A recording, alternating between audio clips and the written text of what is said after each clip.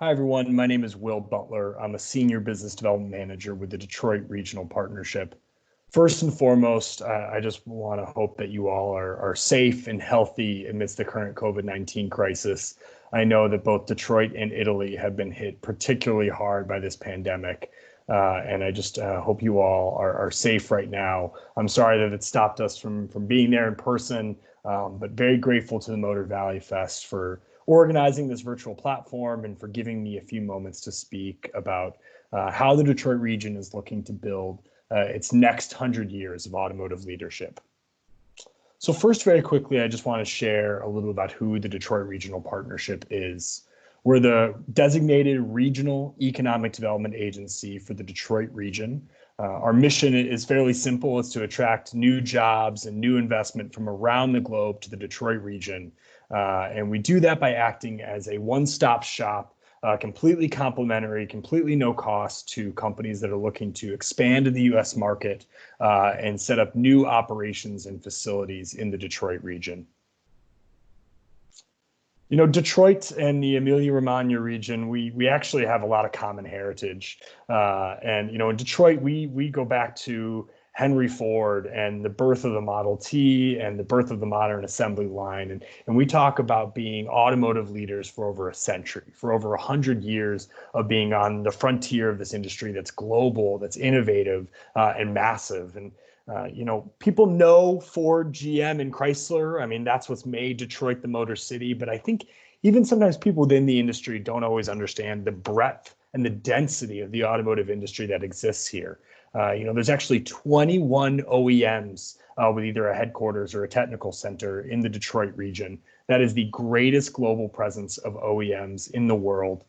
You add on top of that 96 of the top 100 suppliers to North America, a network of 1,800 suppliers in total, all of whom, both the OEMs and the suppliers, have invested $41.5 billion in the state of Michigan.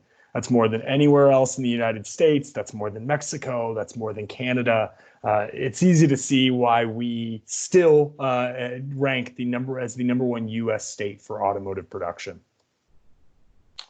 On the right here, we've mapped out the total North American production broken down by country. The United States is 66% of all production in North America. In the United States, the Detroit region is actually 15% of that total. We produce 1.7 million vehicles annually across 8 OEM assembly plants in the Detroit region. There's actually 11 in the state of Michigan in total, but 8 in the Detroit region. And you can see some of the makes and models that we produce here. Obviously, the very popular, at least in the United States, the Ford F-150, Jeep Grand Cherokee, and of course, a classic Detroit muscle car, the Ford Mustang.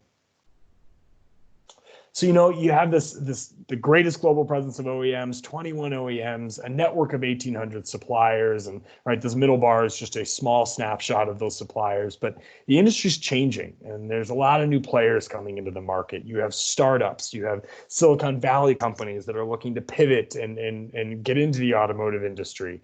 You know, and we just did a study with a consultant, and we're very happy that, you know, right now, 50% of global OEMs and suppliers are working on those new technologies, are working on autonomy, connectivity, and of electrification in the Detroit region.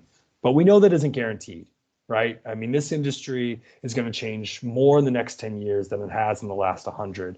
So the question for us is, how do we leverage our historic automotive expertise to create new programs and new initiatives and maintain our position as a global mobility leader and build our next 100 years of automotive leadership?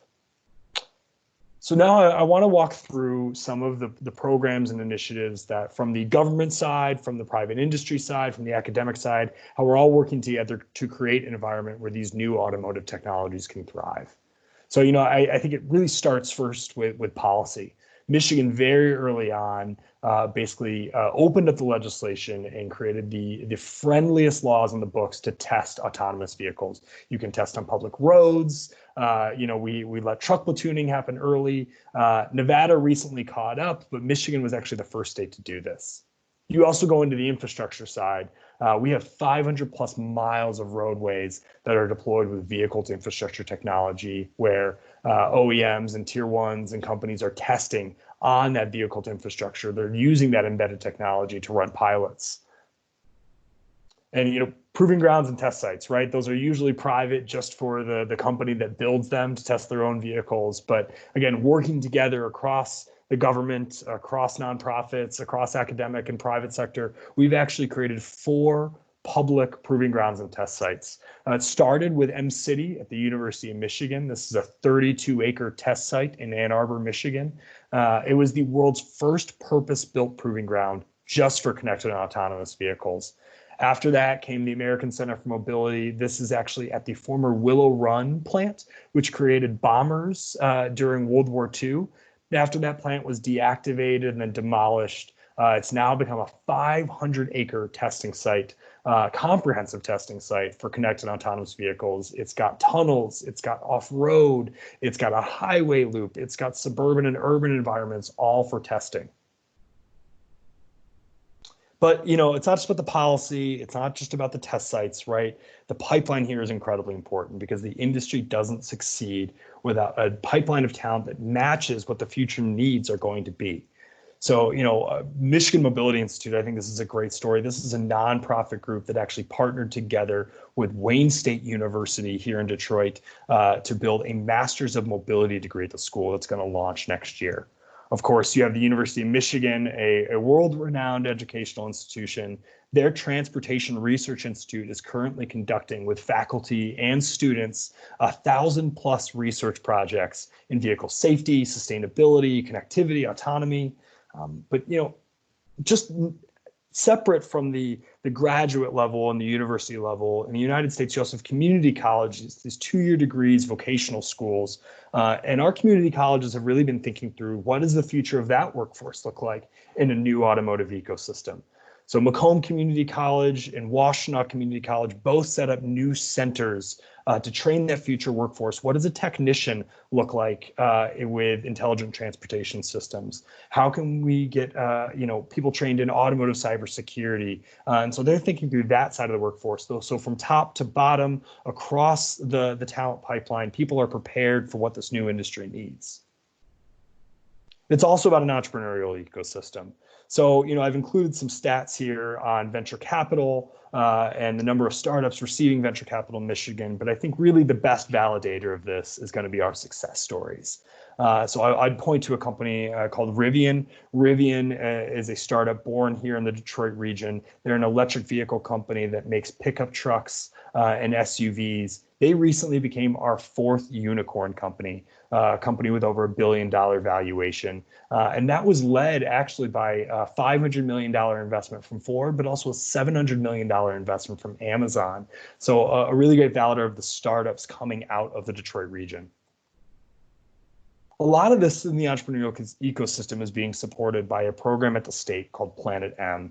And how unique it is to have a state that actually has a dedicated team just for mobility that's there to act as a concierge for companies. They've actually helped facilitate over $90 million in new revenue for companies by building connections between both traditional industry and new technology companies.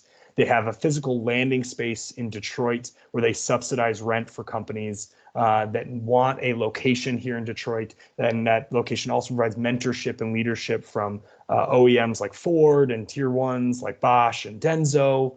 They've helped facilitate through the use of their grant programs, actually 80 active pilot projects across the state in new automotive technologies. So I think a lot of this is why we're seeing, a lot of success here with companies recognizing why they need to be in Detroit for these new technologies. A great example of this is Waymo, Google's self-driving car project. They selected the city of Detroit after a competitive search where they looked at Arizona and Texas for a production facility that would help integrate the software and hardware in Jaguar I-Paces and Chrysler Pacificas. And so again, they realized they had to be in Detroit to do that it required Detroit's expertise in order to do that. And they couldn't do that on the West Coast of the United States. You can look at Ford, who's just invested a massive amount of money, $740 million across 5 buildings to create a connected and autonomous vehicle campus. This is going to have 5,000 employees all working on connected and autonomous and electric vehicles. And while the rehab on the buildings is currently ongoing, they're actively doing testing right now on Michigan Avenue, the street right in front of the train station there. And last but certainly not least, of course, is one of the biggest automotive stories of last year. FCA launched a new assembly plant in the city of Detroit, while also investing billions of dollars across their existing production facilities in the Detroit region. All of these projects together are about $4.5 billion and around 6,500 new jobs. I think this was a transformational kind of project, and really it was a continual validator that Detroit isn't letting off the gas pedal in terms of its position in the automotive industry. So thank you for taking the time to listen, and I hope this was helpful and insightful in hearing how the Detroit region is thinking about the future of this industry and its own position within that industry. If you have comments or feedback or questions, I've listed my contact information here, my phone number and email. Please don't hesitate to reach out. Again, I wish you all safety and health, and a great time at the rest of this Motor Valley Fest event. Thanks so much. Bye.